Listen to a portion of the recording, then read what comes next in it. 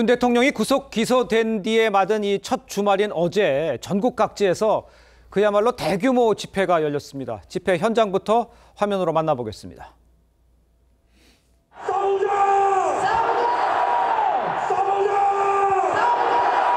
윤석열을 석방하라! 오늘 구전 날씨 때문에 전한길 혼자서 우리 대통령 석방해달라고 저 혼자서 외롭게 강연할 줄 알았는데 놀랍게도 전국 방방 곳곳에서 무려 100만 명이 자리에 모였습니다. 억울하게 갇힌 우리 윤석열 대통령을 석방하고 탄핵을 반대하고 즉시 대통령 직무복귀를 명령하는 집회가 열리고 있습니다. 지금 보신 장면은 서울의 장면이 아니고 부산에서 있었던 장면입니다. 그러니까 전국적으로 서울뿐 아니라 부산 도심에서도 대규모 집회가 열린 상황인데 글쎄 부산 집회의 의미 저런 상황은 어떻게 봐야 되는지요, 박민영 대변인.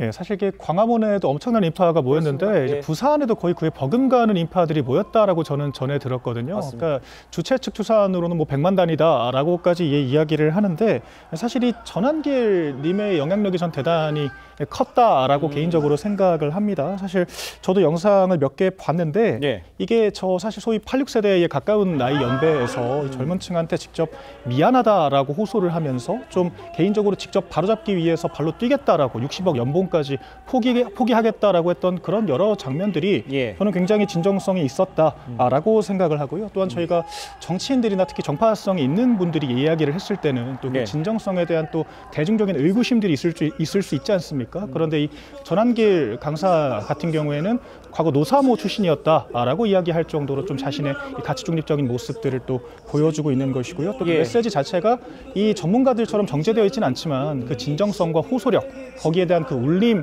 측면에서 좀 대중적인 소구력이 있었다라고 생각을 하고 앞으로 이런 그 움직임들이 이 비정치권에서 어떠한 또 파급을 가져올지에 대해서 저희가 지켜볼 수 있을 것 같습니다. 보수층에서는 뭐 영향력이 있다 뭐 이런 얘기를 좀 하시는 것 같은데 특히 이 한국사 강사 이 전한길 씨가 지금 화면에도 나왔습니다. 연단에 올라서 이야기를 하고 본인이 뭐 60억까지 뭐 포기를 하고 이런 상황인데 반대쪽에서 봤을 때는 전한길 씨의 저렇게 된 상황은 어떻게 평가를 하세요?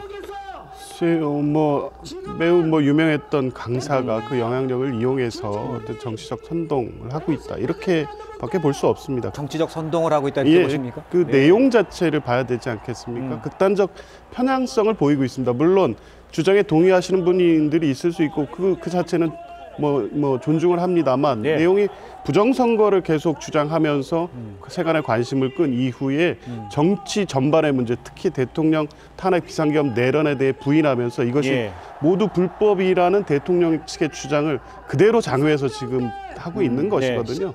그러니까 이 사람이 인기를 얻고 있다, 스타로 등극했다 이런 장면이 지금 주의 있게 봐야 될 문제가 아니라 전한길 씨 이 사람이 지금 주장하는 내용이 뭔지를 봐야 되지 않겠습니까? 이런 주장에 이렇게 계속 동의하고 이런 주장 이 설득력을 얻어가는 것이 과연 맞는 것인가, 정상적인가 이거에 대한 어떤 점검과 확인은 필요하지 않은가에 대한 문제제가 계속 필요한 것이지 이 사실 자체를 전한길 씨라는 스타 강사가 대중적 관심을 끌고 있다 이 자체가 이 사건의 본질은 아니라고 봅니다.